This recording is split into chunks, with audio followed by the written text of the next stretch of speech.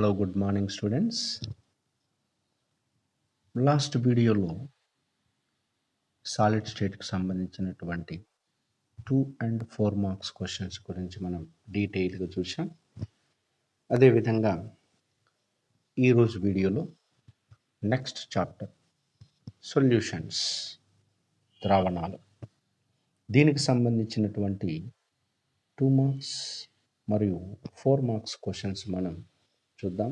Same solid స్టేట్లో weightage ఎలా ఉందో దీంట్లో కూడా అలానే వెయిటేజ్ అనేది ఉంది. ఇందులో 4 మార్క్స్ 2 మార్క్స్. మరి సిలబస్ చూసినట్లయితే ఇక్కడ నేను సిలబస్ ఇచ్చాను. ఇందులో మనకి లాస్ట్ది లేదు. 2.7 abnormal molar masses want have factor. ఇక్కడ నేను పెన్నుతో పెట్టాను కదా, ఈ టాపిక్ లాస్ట్ టాపిక్ లేదు, డిలీటెడ్. చూపిస్తాను. 30% డిలీటెడ్లో ఇది ఉంది. చూసారా? Solutions 2.7 abnormal molar masses, page number 57 లాస్ట్లో. టెక్స్ట్ బుక్లో చూస్తే కూడా మనకు అదే ఉంటుంది. అంటే అది తప్ప మిగిలినదంతా ఉంది. ఏది? ఆస్మాటిక్ ప్రెషర్ వరకు ఉంది. మరి ఇందులో చూసినట్లయితే మనకు ఎగ్జామినేషన్ పాయింట్ ఆఫ్ వ్యూలో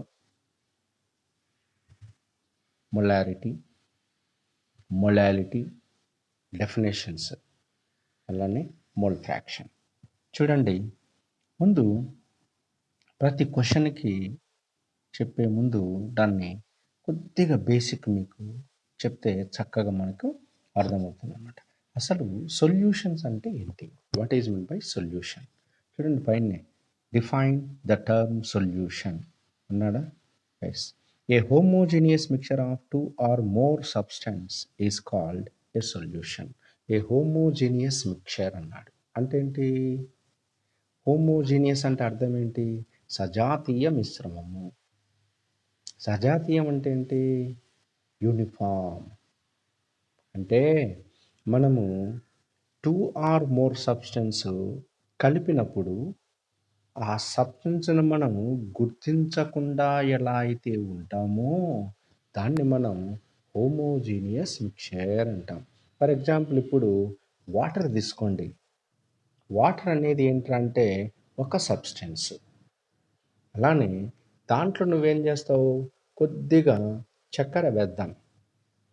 ఫస్ట్ చక్కెర మనకు స్పష్టంగా కనిపిస్తుంది, వాటర్ మనకు స్పష్టంగా కనిపిస్తుంది. ఎప్పుడైతే చక్కెర నువ్వు వాటర్లో వేసి కొద్దిగా కలుపుతావో మెల్లగా ఆ చక్కెర అనేది ఆ వాటర్లో కలిసిపోతుంది.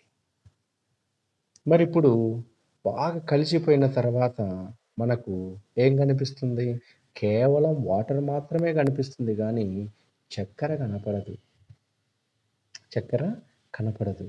ఇప్పుడు చక్కెర అనేది ఒక సబ్స్టెన్స్ అంటున్నాం, వాటర్ అనేది ఒక సబ్స్టెన్స్ అన్నాము. రెండు కలిసిపోవడం వల్ల మనం ఏంటంటే వాటర్ అనేటువంటి సబ్స్టెన్స్ని మనం గుర్తించలేము. కేవలం నీళ్లు మాత్రమే ఉన్నాయి అన్నట్లు మనకు కనిపిస్తుంది. ఇటువంటి దాన్ని హోమోజీనియస్ మిక్చర్ అంటాం. అలానే ఇప్పుడు దీంట్లోకి కొద్దిగా ఉప్పు వేయండి, సాల్ట్. అది కూడా మనకు ఫస్ట్ కనిపిస్తుంది, వాటర్లో కలిసిపోయేసరికి కనపడకుండా పోయింది. ఇప్పుడేంటి? చక్కెరను నువ్వు గుర్తించలేవు, సాల్ట్ నువ్వు గుర్తించలేవు. ఇవన్నీ కూడా ఏంటంటే ఒకే దాంట్లో కలిసిపోయి కేవలం నీరు మాత్రమే మనకు కనిపిస్తుంది. కానీ నిజానికి నీరైనా అందులో ఉండేది లేదు. సాల్ట్ ఉంది, షుగర్ ఉంది. ఇలా ఒకటి లేదా అంతకన్నా ఎక్కువ సబ్స్టెన్స్ కలిసిపోయి ఒక సజాతీయ మిశ్రమం ఏర్పడితే దాన్ని మనం ద్రావణము అంటాం. So a solution is nothing but A homogeneous mixture of 2 or more substance is called a solution. Example, sugar solution in water. Yeah. Sugar in water to give sugar solution. చూసారా? Right. అయితే ఇందులో ఏంటంటే ఎక్కువ మొత్తంలో ఉన్నటువంటి దాన్ని solvent అని, తక్కువ మొత్తంలో ఉన్నటువంటి దాన్ని మనం సొల్యూట్ అని అంటాం. కాబట్టి ఈ టర్మ్ మనకు వస్తూ ఉంటాయి కాబట్టి సొల్యూట్ అంటే ఏంది, సాల్వెంట్ అంటే ఏంది, ఏం లేదు. షుగర్ సొల్యూషన్ ఉన్నప్పుడు ఏంటి, షుగర్ అనేటువంటి సొల్యూట్ నువ్వు వాటర్లో కలుపుతున్నావు కాబట్టి షుగర్ అనే దాన్ని సొల్యూట్ అంటాం, వాటర్ అనేటువంటి దాన్ని సాల్వెంట్ అంటాం. కాబట్టి సో ఒక సొల్యూషన్లో 2 కాంపోనెంట్స్ తప్పనిసరిగా ఉంటాయి. సో 2 కాంపోనెంట్స్ ఉన్నటువంటి సొల్యూషన్ని మనం బైనరీ సొల్యూషన్ అంటాం. 2 కన్నా ఎక్కువ కనుక ఉన్నటువంటిదైతే పాలిమెరిక్ సొల్యూషన్ అని అంటాం. అయితే బాగుంది. ఇక్కడ మనకు ఒక డౌట్ వస్తుంది. సొల్యూటు సాల్వెంటు కలవడం వలన హోమోజీనియస్ మిక్చర్ వచ్చింది కదా సార్, దీన్ని సొల్యూషన్ అంటున్నాం కదా, మరి హెట్రోజీనియస్ వస్తే ఏంటి అంటే రెండింటిని మనం గుర్తించడానికి వీలు ఉంటే వాటిని ఏమంటారు, హెట్రోజీనియస్. హెట్రోజీనియస్ ఉంటే దాన్ని మనం కొల్లాయిడల్ సొల్యూషన్ అంటాం. Colloidal solution. ఓకే. సో అది సొల్యూషన్ ఒకవేళ డెఫినేషన్ అడిగితే అది రాయాలి. ఇందులో ముఖ్యంగా ఉన్నటువంటిది ఏంటంటే మొలారిటీ అంటున్నాం. మరి మొలారిటీ అనేది ఎప్పుడు వస్తుంది, నువ్వు ఇప్పుడు సొల్యూట్ను సాల్వెంట్లో కలుపుతున్నావు, షుగర్ని వాటర్లో కలిపావు, షుగర్ సొల్యూషన్ అనేది ఏర్పడింది. దాని గాఢత ఎంత, దాని గాఢత ఎంత, మరి ఈ కాన్సన్ట్రేషన్ ఎంత, వాట్ ఈస్ ద కాన్సన్ట్రేషన్. మరి ఇలా ఏర్పడినటువంటి సొల్యూషన్ యొక్క కాన్సన్ట్రేషన్ని ఎక్స్ప్రెస్ చేయడానికే కొన్ని టర్మ్స్ ఉన్నాయి. అది ఒకటి molarity, normality, molality, mole fraction.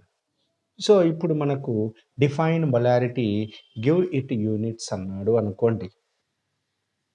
అప్పుడు మనం ఏం రాయాలి, ఈ చక్కెర అనేది వాటర్లో అంటే ఇక్కడ ఏర్పడిన సొల్యూషన్ 1 లీటర్ అనుకుందాం. 1 లీటర్ ఉన్నటువంటి ఈ సొల్యూషన్లో షుగర్ యొక్క కాన్సన్ట్రేషన్ ఎంత. మరి షుగర్ సొల్యూట్ అనేది ఏంటంటే ఫర్ ఎగ్జాంపుల్ నువ్వు 1 స్పూన్ తీసుకున్నావు అనుకో, 1 స్పూన్ అన్నప్పుడు దానికి కొంత వెయిట్ ఉంటుంది కదా. ఎస్.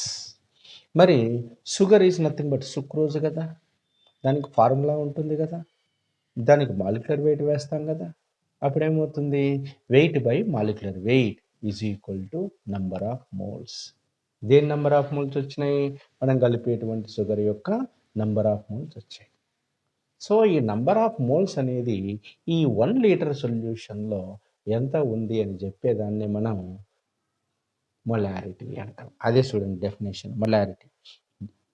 దీన్ని మనం క్యాపిటల్ లెటర్తో చూపిస్తాం కాబట్టి molarity is defined as the number of moles of the solute dissolved in 1 litre of solution. దీనికి యూనిట్స్ ఏంటంటే మోల్స్ పర్ లీటర్. ఎందుకంటే సొల్యూట్ నువ్వు ఏంటి ఇక్కడ షుగర్ కాబట్టి, షుగర్ తీసుకుంటున్నావు కాబట్టి షుగర్ యొక్క number of moles 1 litre solution ఉన్నాం కాబట్టి మోల్స్ పర్ లీటర్ అనేది ఏంటంటే యూనిట్స్. దీనికి ఫార్ములా ఏంటంటే molarity M is equal to number of moles of solute divided by volume of the solution in litre. లేదా దీన్ని ఇంకొక ఫార్ములా కూడా రాయొచ్చు. ఏం రాయొచ్చు ఇంకొక ఫార్ములా, లేదా molarity M1000 divided by volume in ml. లేదా దీన్ని తీసేసి నువ్వు సింపుల్గా ఏంటంటే 1 divided by volume in litre, volume in litre, ఆ ఫార్ములా కూడా రాయవచ్చు. Okay right. ఇక మొలాలిటీ, దీన్ని మనం స్మాల్ ఎంతో చూపిస్తాం. చూడండి మొలారిటీకి సేమ్ ఒక్క చోట మాత్రమే మారుతుంది, అది గుర్తుపెట్టుకోండి. సో మొలారిటీ నేర్చుకున్నావు అంటే molality free 1+2 offer. It is defined as the number of moles of the solute dissolved in. చూడండి defined as the number of moles of the solute dissolved in ఉందా? ఉంది. ఇక్కడ 1 లీటర్ ఆఫ్ సొల్యూషన్ అన్నావు కాబట్టి ఇక్కడ ఏమంటానంటే 1 కేజీ ఆఫ్ సాల్వెంట్, అంతే తేడా. సో మొలాలిటీ అన్నప్పుడు అందరి డెఫినేషన్ రాస్తారు పైది, తప్పు. ఎక్కడ తేడా అనేది బాగా గుర్తించాలి. 1 లీటర్ ఆఫ్ సొల్యూషన్ అంటే మొలారిటీ అవుతుంది. 1 కేజీ ఆఫ్ ద సాల్వెంట్ అంటే అది మొలారిటీ అవుతుంది.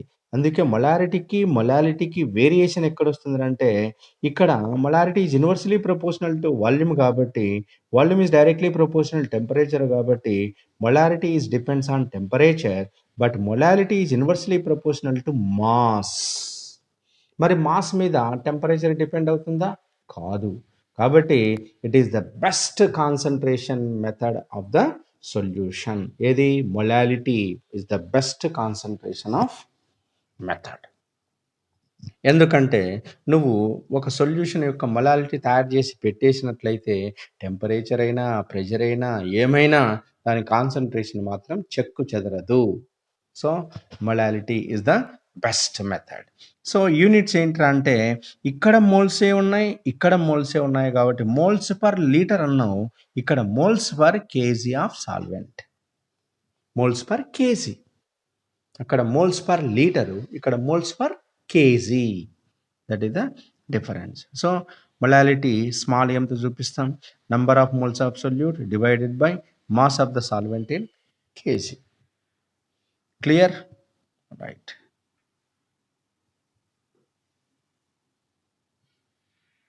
Next one, mole fraction. Mole fraction.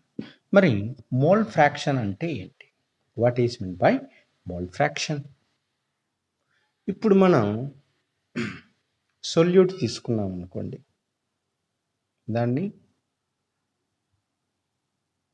X అనుకోండి, లేదా సాల్వెంట్ తీసుకున్నాం దాన్ని వై అనుకోండి, రెండు కాంపోనెంట్లు కదా. లేదా ఒకదాన్ని నువ్వు ఎక్స్, ఒకదాన్ని ఏ అనుకో, ఒకదాన్ని బి అనుకో, నీ ఇష్టం.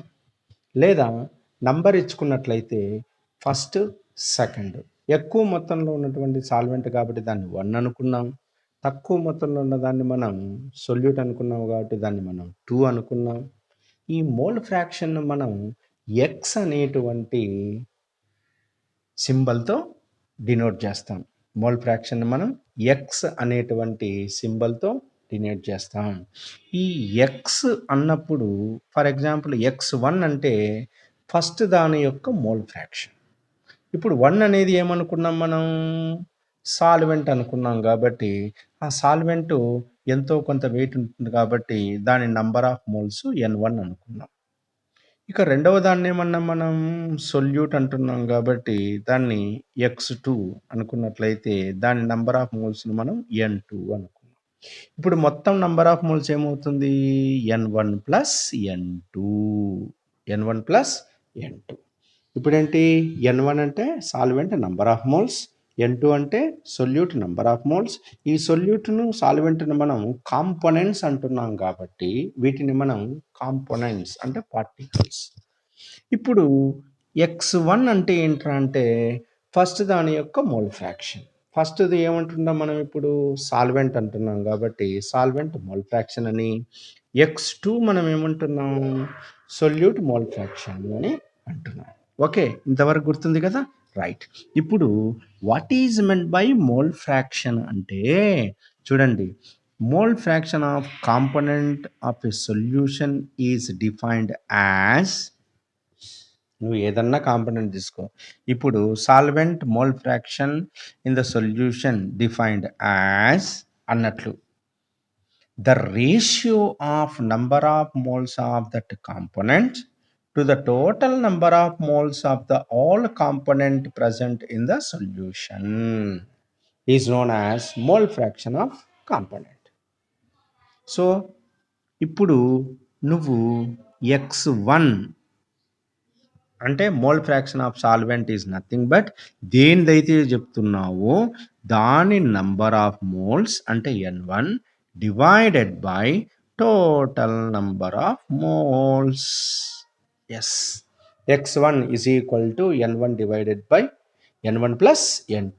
N1 plus N2ను మనం ఏమంటున్నాం? Total number of moles. Next అలానే X2 అన్నప్పుడు ఏంటి? Solute mole fraction. X2 అంటున్నావు కాబట్టి ఏమనాలా? N2 divided by N1 plus N2. Okay, చూడండి. Mole fraction defined as the ratio of number of moles of that component to the total number of moles of all the components in solution. So mole fraction of component is equal to number of moles of the component divided by total number of moles of all the components in the solution. Okay, right. So దీనికి units ఏమన్నా ఉన్నాయా? No units. అది no units. Ratio కాబట్టి units అనేటివి ఉండవు. No units, cancel అయిపోతాయి. Okay, no units. Next ఇది కూడా ఏంట్రా అంటే మోల్ ఫ్రాక్షన్ అనేది మాస్ మోల్ కాంపోనెంట్ కాబట్టి ఇది కూడా టెంపరేచర్ మీద డిపెండ్ కాదు. ఇప్పుడు టెంపరేచర్ మీద డిపెండ్ కానివి ఏంటంటే ఒకటి మొలాలిటీ, రెండవది మోల్ ఫ్రాక్షన్. యూనిట్స్ ఉండేది ఏదిరా అంటే మొలాలిటీకి యూనిట్స్ ఉన్నాయి కానీ మోల్ ఫ్రాక్షన్కి no units. Is it clear? Right. Next ఇంకోటి, define mass percentage of solution. చూడండి, number of parts by mass of A component. నీ ఇష్టం, సొల్యూట్ తీసుకుంటే సొల్యూట్, సాల్వెంట్ తీసుకుంటే solvent. So number of parts by mass of A component present in 100 parts by mass of solution. 100 parts by mass of solution is called mass percentage. చూడండి, mass percentage of a component is equal to mass of the component in the solution divided by total mass of the solution into 100. ఇప్పుడు solute mass percentage of solute is equal to mass of the solute in the solution divided by total mass of the solution. అంటే ఏంటి? Solute mass plus solvent mass.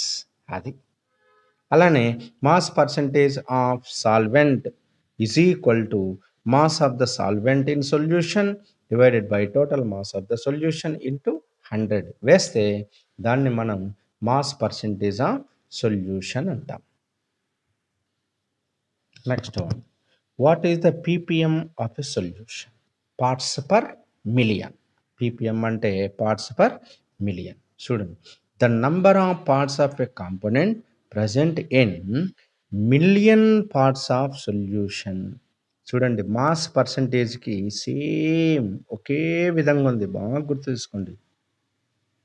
The number of parts by mass of a component present in. చూడండి, the number of parts of a component, ఇక్కడ mass అనకుండా చూడు, number of parts of component present in 100 part అన్నాడు, ఇక్కడ million part of the solution is called parts per million. So parts per million is equal to number of parts of the component divided by total number of parts of all components present in the solution into ఇక్కడ 100 బదులు 10 to the power of 6. Million అంటే 10 to the power of 6. That's all. Next, the most important question ఈ చాప్టర్లో ఏంట్రా అంటే Raoult's లా. Raoult's లా అనేది very very important. ఇందులో చెప్పండి, ఇంతవరకు నేను చెప్తున్నాను, ఏం సార్ అన్ని క్వశ్చన్లు చెప్పుకుంటూ పోతున్నావు, 2 marks ఇవి అనుకోవచ్చు. కొన్ని మాత్రమే. ఇందులో ద మోస్ట్ ఇంపార్టెంట్ ఏంట్రా అంటే మొలాలిటీ, మొలారిటీ, మోల్ ఫ్రాక్షన్. ఈ 3 చూసుకోండి డెఫినేషన్లో. అవి మిగతావి ఏంటంటే అవి లైట్ అంతే. ఇక ఇందులో సొల్యూషన్లో అడగాలి అని అంటే ఫస్ట్ అడిగేటువంటి క్వశ్చన్ ఏంటంటే రౌల్ట్ లా. దీని మీద ప్రాబ్లం ఇస్తే దీని మీద ప్రాబ్లం ఇస్తాడు. రౌల్ట్ లా ప్రాబ్లం అన్నట్లయితే అది 4 marks క్వశ్చన్. కొన్నిసార్లు ఏంటంటే 2 marks క్వశ్చన్ కూడా అడగవచ్చు రౌల్ట్ లా. అయితే మీ అందరికీ ఈ రౌల్స్‌లా ఎక్స్‌ప్లెయిన్ చేసే ముందు నేను ఒక చిన్న స్టోరీ మాదిరి చెప్తా. అది గుర్తుపెట్టుకున్నట్లయితే ఈజీగా మనకు అర్థమవుతుంది. ముందు ముందు ఆ టర్మ్స్ గూడా మనకు చాలా ఉపయోగపడతాయి. ఓకేనా? రైట్. ఇప్పుడు చూడండి, ఒక బీకర్ తీసుకుందాం. యెస్. ఇందులో వాటర్ వేశాం. వాటర్. మరి కేవలం వాటరే ఉంది గాబట్టి దీన్నేమంటాం మనం? సాల్వెంట్ అనుకో. సాల్వెంట్. దీన్ని పీ నాట్‌తో మనం చూపిస్తాం. P nought. ఏంటి? సాల్వెంట్. ఓన్లీ సాల్వెంట్ కాబట్టి ఈ సాల్వెంట్ వాటర్ కాబట్టి ఈ సాల్వెంట్ ఉన్నటువంటి ఈ ప్యూర్ సాల్వెంట్‌కి కొంత వేపర్ ప్రెషర్ ఉంటుంది. వేపర్ ప్రెషర్ అంటే ఏంది sir? The pressure exerted by vapour molecule on the surface of the liquid at a given temperature at equilibrium is called vapour pressure. So the pressure exerted by vapour molecule on the surface of the liquid. నీ ఇష్టం ఏ liquid అన్న తీసుకున్నా ఆ liquid surface మీద vapour molecules అనేటివి ఉంటాయి. ఆ vapour మాలిక్యూల్కి మధ్యలో ఉన్నటువంటి లిక్విడ్కి మధ్యలో ఎప్పటికే కానీ ఈక్విలిబ్రియం అనేది ఎగ్జిస్ట్ అవుతుంది. ఈ ఈక్విలిబ్రియం వద్ద ఈ ఉన్నటువంటి టెంపరేచర్ వద్ద ఏమవుతుందంటే ఈ వేపర్ మాలిక్యూల్ ఎస్కేప్ కావడానికి ప్రయత్నం చేస్తాయి. ఆ ఎస్కేప్ కావడానికి ప్రయత్నం చేసేటప్పుడు ఎగ్జర్ట్ అయ్యేటువంటి స్ట్రెస్నే మనం ఏమంటామంటే, ఆ ప్రెషర్నే మనం ఏమంటామంటే vapour pressure. Vapour molecules liquid surface మీద కలగజేసేటువంటి ప్రెషర్నే వేపర్ ప్రెషర్ అంటాం. Vapour pressure. మరి ఇక్కడ సాల్వెంట్ అనేది ఉంది కాబట్టి ఈ సాల్వెంట్ మీద వేపర్ మాలిక్యూల్స్ ఉంటాయి కాబట్టి దీన్ని మనం సాల్వెంట్ వేపర్ ప్రెషర్ అంటాం. దాన్ని పీ నాట్ అంటాం. Okay, right. ఇప్పుడు ఇటువంటి ఈ ప్యూర్ సాల్వెంట్లోకి ఈ pure solvent vapour pressure for example 5 atm వచ్చింది అనుకో. అనుకోవడానికి ఏముంది? ఇప్పుడు నువ్వు ఈ ప్యూర్ సాల్వెంట్లోకి నువ్వు ఏం చేస్తావురా అంటే ఒక సొల్యూట్ను కలుపుతావు. ఆ సొల్యూట్ ఎటువంటిదిరా అంటే వోలటైల్ కావచ్చు, నాన్ వోలటైల్ కావచ్చు. వోలటైల్ సొల్యూట్ కలిపినావు అనుకో. వోలటైల్ సొల్యూట్ అంటే ఏంటంటే అంటే వేపర్ ప్రెషర్ ఎక్కువ ఉన్నటువంటి సొల్యూట్. ఉదాహరణ పెట్రోల్ దాన్ని మనం వోలటైల్ లిక్విడ్ అంటాం. ఎందుకు? వెంటనే భూమి మీద పడితేనే, నెల మీద పడితేనే అది ఏంటంటే డిసపియర్ అయిపోతుంది. Ether volatile liquid. ఎందుకంటే ఈథర్ చేతిలో పడడమే వెంటనే ఏమవుతుందంటే ఆవిరైపోతుంది, చల్లగా అయిపోతుంది చెయ్యి. దాన్ని మనం వోలటైల్ లిక్విడ్ అంటాం. ఫర్ ఎగ్జాంపుల్ ఇప్పుడు కోకోనట్ ఆయిల్ వేసినామనుకో, లేదా ఆముదం కానీ నూనె కానీ వేసినాము అనుకో బండ మీద, ఆవిరైపోతుందా? కొన్ని రోజుల వరకు అట్లనే ఉండిపోతుంది. కాబట్టి దాన్ని మనం ఏమంటామంటే నాన్ వోలటైల్ లిక్విడ్ అంటాం. కాబట్టి సొల్యూట్ అనేది కూడా ఏంటంటే వోలటైల్ సొల్యూట్ ఉండొచ్చు, నాన్ వోలటైల్ సొల్యూట్ ఉండొచ్చు. ఏదైనా కానీ ఒక నాన్ వోలటైల్ సొల్యూట్ను నువ్వు కలిపినట్లయితే మరి ఆ సొల్యూట్ కూడా వేపర్ మాలిక్యూల్స్ ఉంటాయి కదా. ఈ వేపర్ మాలిక్యూల్స్ అనేటివి స్టార్ గుర్తు నేను వేసేస్తాను. స్టార్ గుర్తుతో నేను వేసేస్తున్నా. లేదా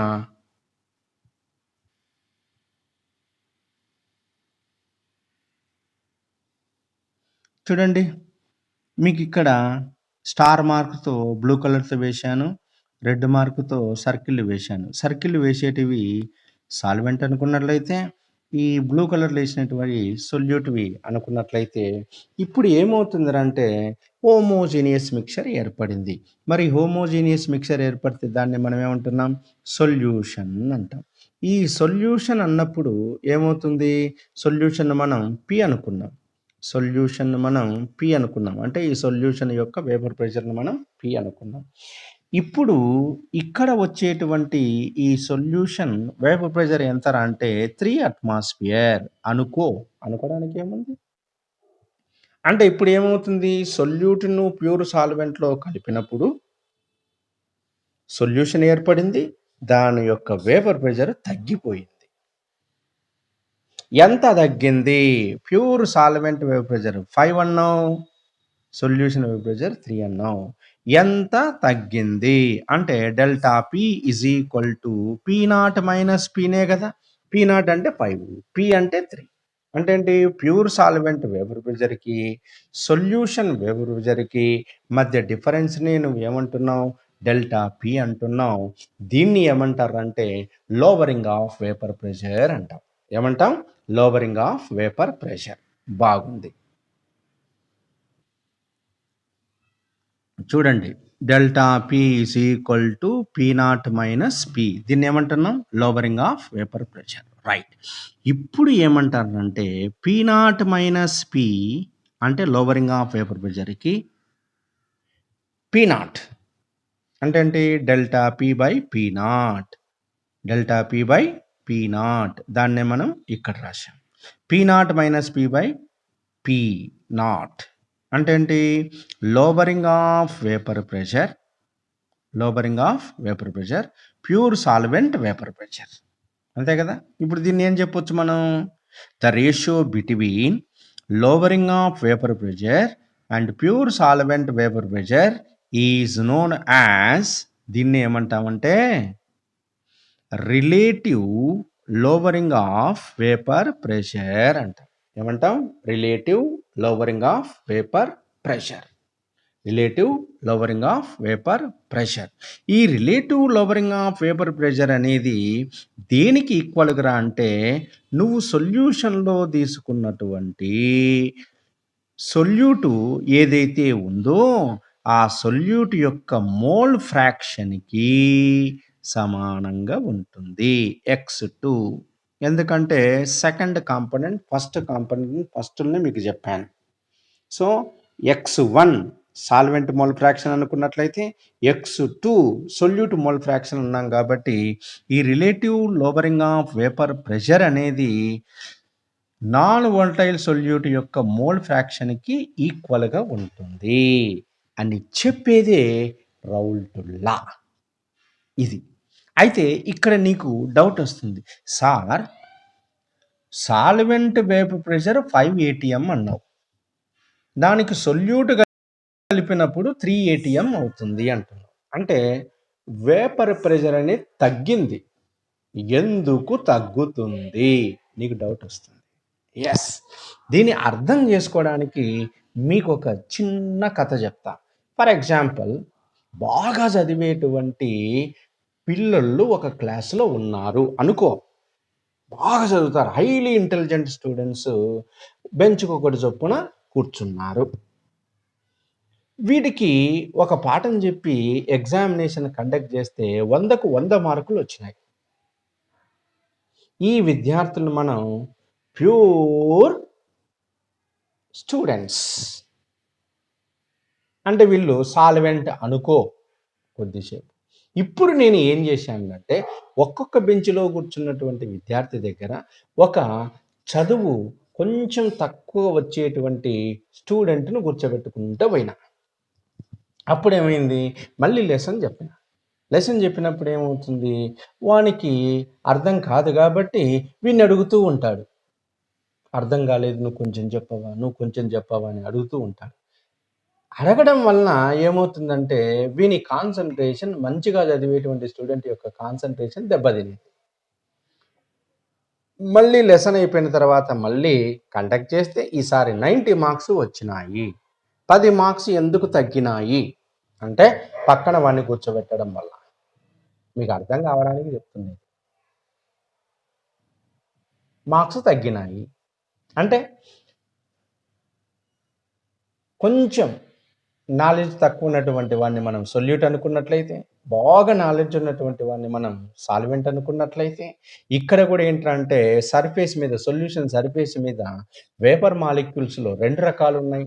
ప్యూర్ సాల్వెంట్ వేపర్ మాలిక్యూల్ ఉంది, సొల్యూట్ వేపర్ మాలిక్యూల్స్ ఉన్నాయి. కాబట్టి వాటి మధ్య ఉన్నటువంటి అట్రాక్షన్, సొల్యూట్ పార్టికల్కి సాల్వెంట్ పార్టికల్కి మధ్య ఉన్నటువంటి అట్రాక్షన్ వలన సొల్యూట్ ఏమవుతారంటే ఈ పైకి పోయేటువంటి సాల్వెంట్ వేపర్ మాలిక్యూల్ని పోనీయకుండా అడ్డగించుకుంటారు. దానివల్ల ఏమవుతుంది? ప్రెషర్ తగ్గిపోతుంది. సో వేపర్ ప్రెషర్ తగ్గడానికి కారణం ఏంటంటే ఇది రీజన్. ఓకే, ఇప్పుడు మనం డెఫినేషన్ చూద్దాం. చూడండి, what is the definition of Raoult's law? చూడండి, Raoult's law for non volatile solutes. చూడు, Raoult's law states that the relative lowering of vapour pressure, ఇది అందుకే.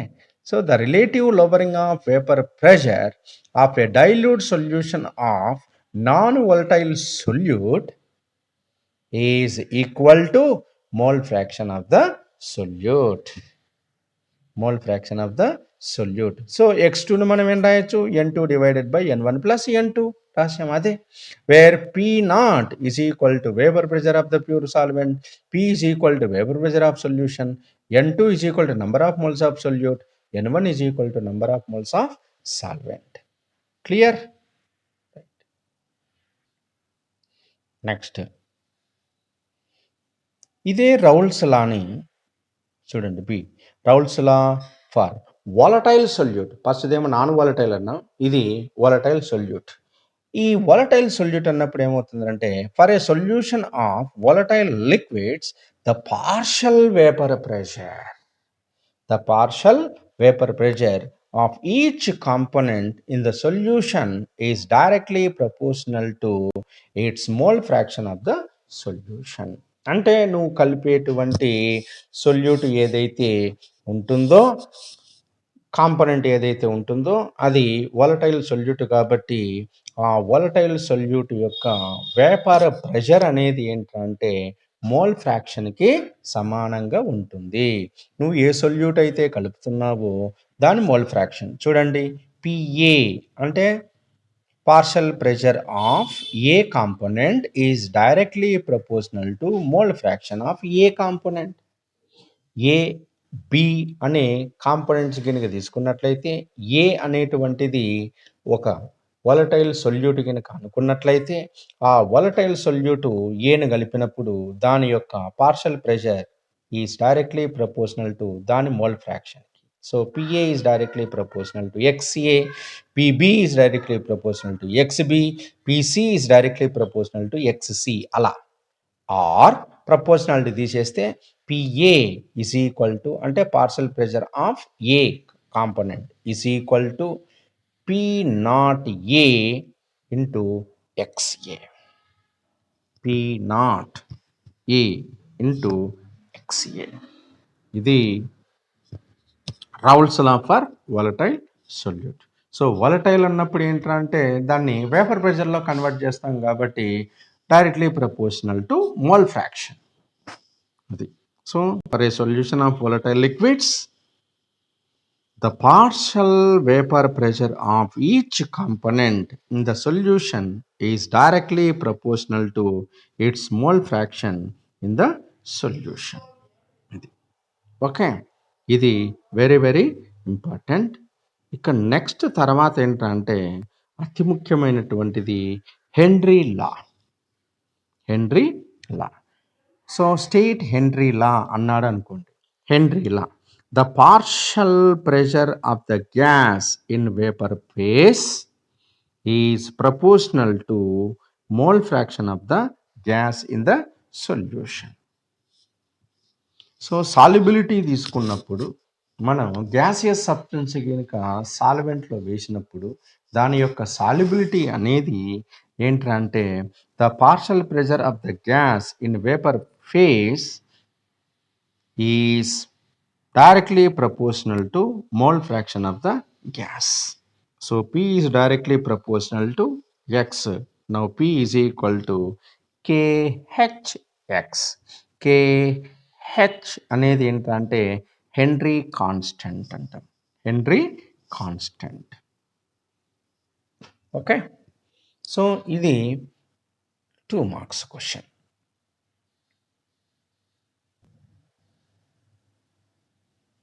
Next one, what is ebullioscopic constant? What is cryoscopic constant? Ebullioscopic constant, cryoscopic constant అంటే ఏంటి? ఇవి ebullioscopic constant ఎక్కడ వస్తుంది? చూడండి, మీకు ఒక సింపుల్ లాజిక్ చెప్తాను. ఎబిలియో, బి అనేటువంటి వర్డ్ కనిపించింది. బి అంటే బాయిలింగ్ పాయింట్. వెంటనే నీకేంటంటే ఎలివేషన్ ఆఫ్ బాయిలింగ్ పాయింట్ గుర్తుకు రావాలా. Next, what is cryoscopic constant? Cryoscopic constant. ఇక బి తర్వాత బాయిలింగ్ తర్వాత ఏమవుతుంది? ఫ్రీజింగ్. కాబట్టి ఆటోమేటిక్ ఏంటంటే ఫ్రీజింగ్ పాయింట్కి సంబంధించింది. సో డిప్రెషన్ ఫ్రీజింగ్ పాయింట్కి సంబంధించింది. రెండిటికి డెఫినేషన్లు ఒకటే ఉంటాయి, జస్ట్ కొంచెం మాత్రమే చేంజ్ అవుతుంది. లాజిక్ చెప్తాను చూడండి.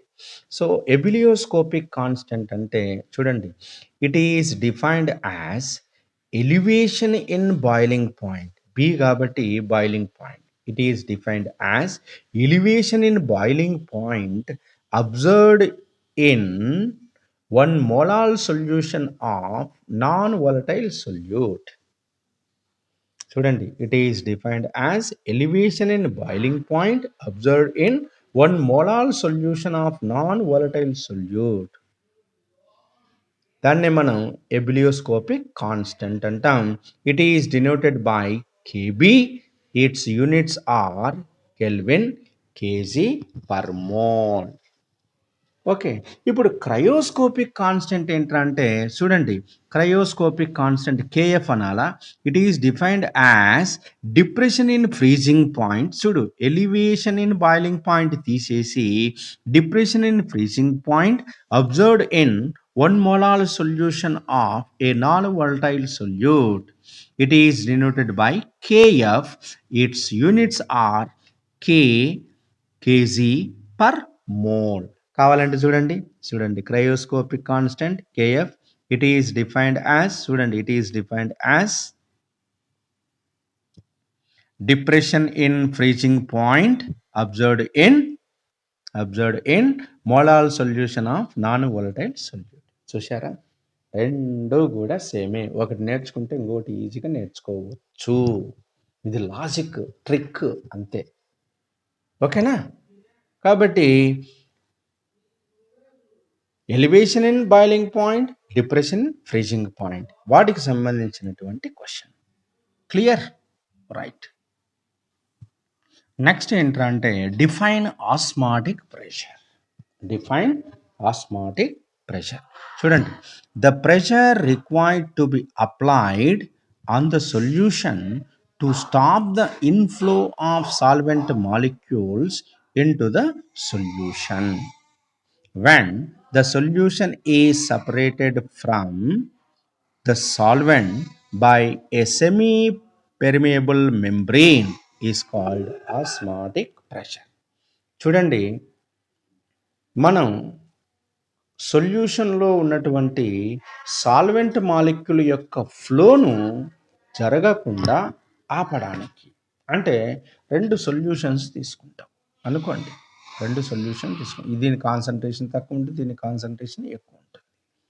ఎప్పుడైతే ఈ సొల్యూషన్లో ఉన్నటువంటి సాల్వెంట్ మాలిక్యూల్ ఒక చోటు నుండి ఇంకొక చోటికి ఫ్లో అవుతుంది. ఎప్పుడు నువ్వు ఒక ప్రెషర్ను అప్లై చేసినప్పుడు, కొంత ప్రెషర్ను అప్లై చేసినప్పుడు ఒక సొల్యూషన్లో ఉన్నటువంటి సాల్వెంట్ మాలిక్యూల్ ఇంకొక సొల్యూషన్లో ఉన్నటువంటి సాల్వెంట్ మాలిక్యూల్లోకి ఫ్లో జరుగుతున్నప్పుడు, సాల్వెంట్ మాలిక్యూల్సే ఫ్లో, సొల్యూట్ కాదు. సాల్వెంట్ మాలిక్యూల్స్ ఫ్లో జరిగేటప్పుడు ఆ ఫ్లో జరగకుండా నువ్వు ఎక్స్టర్నల్గా అప్లై చేసేటువంటి ప్రెషరు ఏదైతే ఉందో దాన్నే మనం ఆస్మాటిక్ ప్రెషర్ అంటాం. మరి ఈ ఫ్లో అనేది ఎలా, ఈ కాన్సన్ట్రేషన్ 2 సొల్యూషన్ల యొక్క కాన్సన్ట్రేషన్ నుండి డిఫరెన్షియేట్ చేయడానికి మధ్యలో ఒక తెరను కడతారు. ఆ తెరను మనం ఏమంటామంటే ఒక పొర అంటాం. దాన్నే మనం సెమీ పెర్మియబుల్ మెంబ్రేన్, సచ్ఛిద్ర పారదర్శక పొర. ఈ సెమీ పెర్మియబుల్ మెంబ్రెయిన్ ద్వారా ఏమవుతుందంటే 2 సొల్యూషన్ యొక్క కాన్సన్ట్రేషన్ను సపరేట్ చేసావు కాబట్టి ఒకవైపు ఉన్నటువంటి సాల్వెంట్ మాలిక్యూల్ రెండో వైపుకి ఫ్లో అనేది జరుగుతుంది. అంటే లెఫ్ట్ నుంచి రైట్ కావచ్చు, రైట్ నుంచి లెఫ్ట్ కావచ్చు, ఏ విధంగానైనా కావచ్చు. ఈ సాల్వెంట్ మాలిక్యూల్ యొక్క ఫ్లోను నువ్వు జరగకుండా నిరోధించడానికి ఉపయోగించేటువంటి ప్రెషర్నే ఆస్మాటిక్ ప్రెషర్ అంటాం. దీన్ని పై అనేటువంటి సింబల్తో చూపిస్తారు. చూడండి, the pressure required to be applied on the solution to stop the inflow of solvent molecules into the solution. When the solution is separated from the solvent by a semi-permeable membrane is called osmotic pressure. దీనికి పై అనేటువంటి దాన్ని చూపిస్తాం కాబట్టి pi is equal to CRT. C అంటే concentration కాబట్టి pi is equal to concentration nothing but number of moles. Okay, pi is equal to CRT అని రాయొచ్చు, లేదా pi is equal to N by V RT. ఏమవుతుంది? Pi V is equal to NRT, PV is equal to NRT, ideal solution.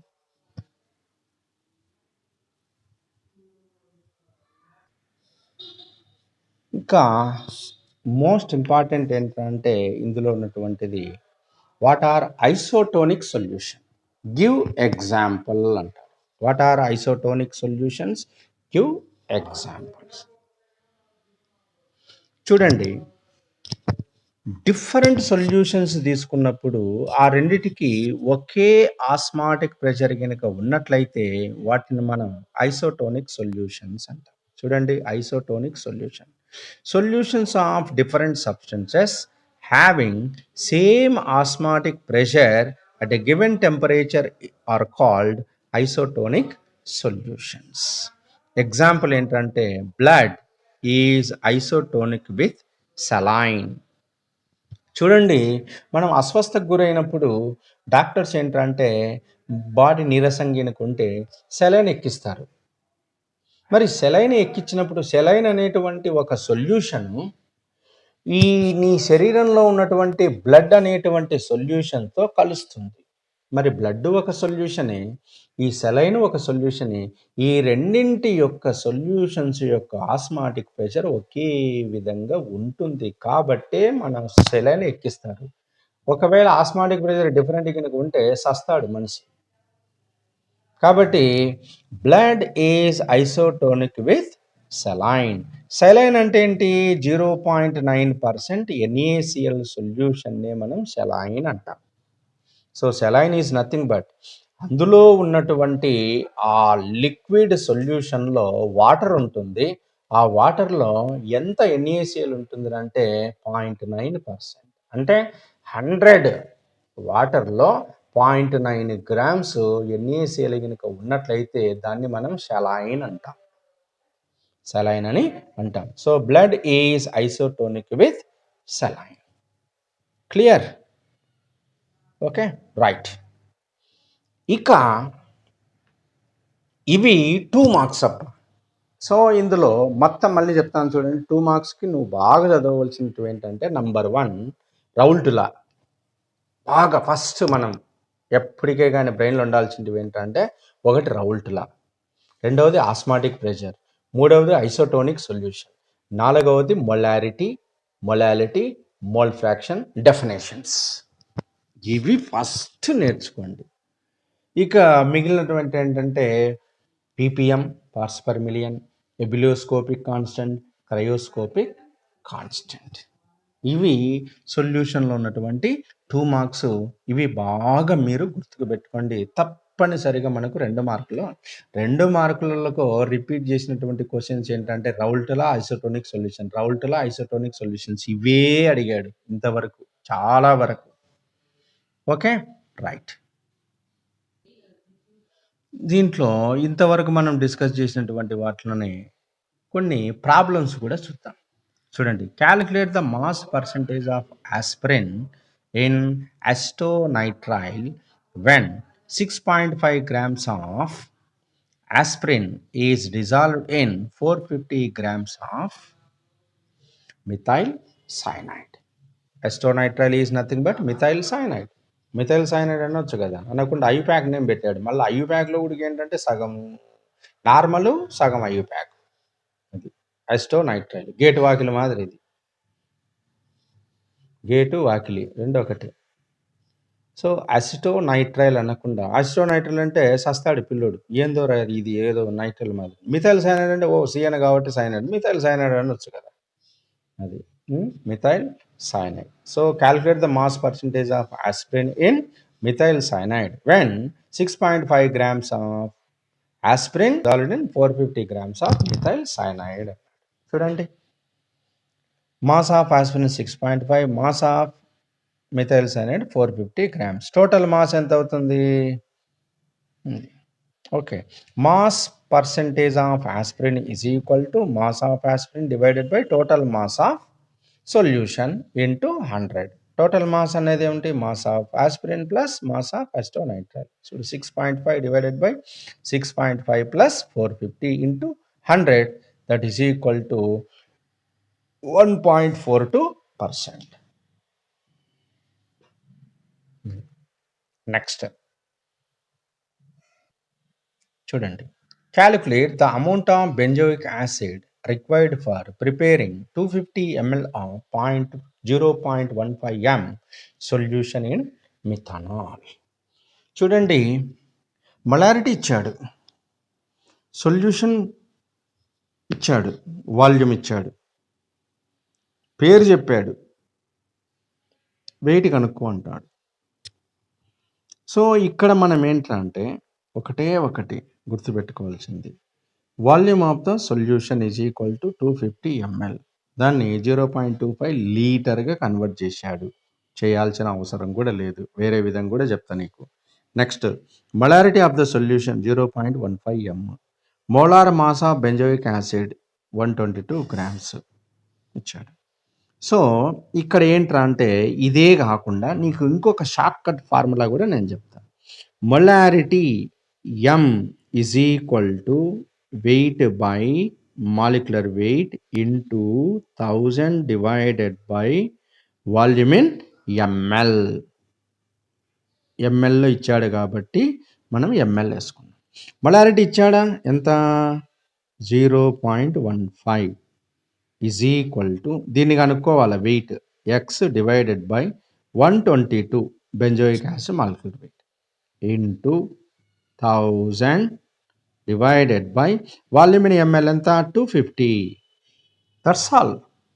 So X is equal to ఏమవుతుంది ఇప్పుడు చూడు,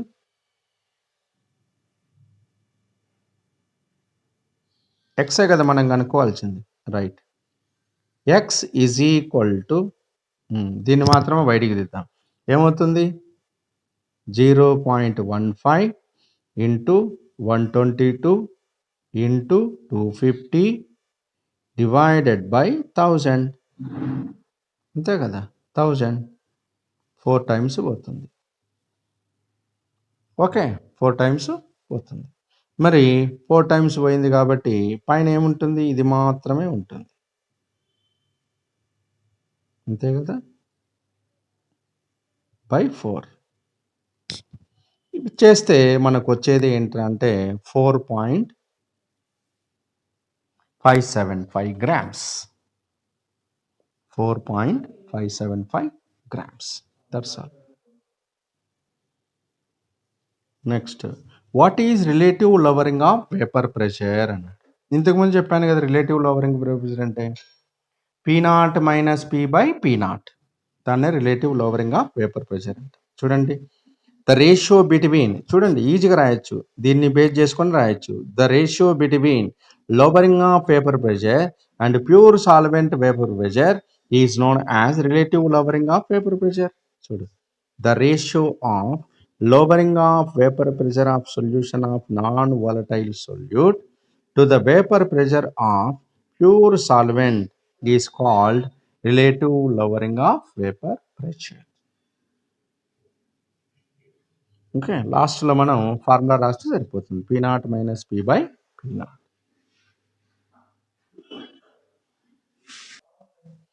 next చూడండి, calculate the mole fraction of H2SO4 in a solution containing 98% H2SO4 by mass.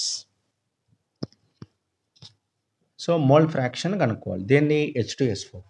చూడండి 98% H2SO4 అన్నాడు అంటే what is the meaning of 98% H2SO4? 98 grams of H2SO4 present in 100 ml of solution లేదా 100 grams of solution ఇది. Okay, మరి mass of H2SO4 98 అవుతుంది. Mass of water అన్నప్పుడు 100 minus 98 that is equal to 2 grams. So ఇప్పుడు number of moles of H2SO4 కనుక్కోవాలి. So weight by molecule 98/98 that is equal to 1. Number of moles of water కనుక్కోవాలి. 2/18 that is equal to 1/9. Okay, so దీన్ని number of moles of H2SO4 N2 అనుకున్నాం. Number of moles of వాటర్ని మనం N1 అనుకున్నాం. చూడండి, mole fraction of H2SO4 అంటున్నాడు కాబట్టి దేని మోల్ ఫ్రాక్షన్ అయితే కనుక్కోవాలి దాని number of moles divided by total number of moles. So N2 is equal to 1 divided by 1 plus 1/9 that is equal to 10/9 that is 9/10 that is equal to 0.9. That's all. Okay. Next, reverse osmosis. Next one, reverse osmosis. What is practical utility? Reverse osmosis అంటే the process of movement of pure solvent through a semi-permeable membrane from solution into the pure solvent by applying excess pressure that is higher than the osmotic pressure on solution side is called reverse osmosis. Reverse osmosis. This phenomenon is used in desalination to get pure water from sea water. కాబట్టి sea water నుంచి మనం pure వాటర్ని మనం తీయాలి అంటే reversible ఆస్మాసిస్ను మనం apply చేయాలి. So reverse osmosis అంటే ఇది. అంటే ఎక్కడైతే ఆస్మాటిక్ ప్రెషర్ అనేది ఎక్కువ ఉంటుందో అంటే ఎక్కువ ఆస్మాటిక్ ప్రెషర్ ఉన్నటువంటి సైడ్ నువ్వు ఎక్కువ ప్రెషర్ కనుక అప్లై చేసినట్లయితే అప్పుడు ఏమవుతుంది అంటే రివర్స్ ఆస్మాసిస్ జరిగి నీ సాల్వెంట్ ఏదైతే ఉందో అది మాత్రం బయటకు వచ్చేస్తుంది, సొల్యూట్ అలానే ఉండిపోతుంది. దీన్ని మనం రివర్స్ ఆస్మాసిస్ అని అంటాం. సో ఇవి స్టూడెంట్స్, ఈ వీడియోలో నేను కొన్ని 2 మార్క్స్ కొన్ని ప్రాబ్లమ్స్ ఇక్కడ పెట్టాను. Almost all 2 marks questions complete అయిపోయినాయి. ఇక నెక్స్ట్ వీడియోలో 4 మార్క్స్కి మోస్ట్ ఇంపార్టెంట్ క్వశ్చన్స్ ఇందులో ఒక 4 ఉన్నాయి. వాటిని నేను నెక్స్ట్ వీడియోలో మీ ముందుకు ఉంచుతాను. వాటితో పాటు కొన్ని ప్రీవియస్ ఇయర్లో అడిగినటువంటి ప్రాబ్లమ్స్ ఏవైతే ఉన్నాయో వాటిని మీ ముందర ఉంచుతాను. ఓకేనా? ఓకే.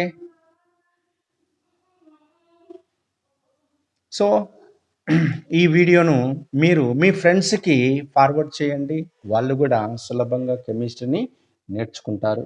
సో మీకు అన్ని చాప్టర్స్లో 4 marks 2 marks examination blue print ప్రకారంగా నేనేంటంటే ప్రతి చాప్టర్ నేను ఈ విధంగా చేసుకుంటూ పోతాను కాబట్టి మీకు చదువుకోవడానికి ఈజీగా ఉంటుంది. 1కి 10 సార్లు వీడియో చూసుకొని వినండి, ఫినిష్. నేను చెప్పినటువంటిది క్లియర్గా మీకు అర్థమైపోతుంది. ఓకేనా? రైట్.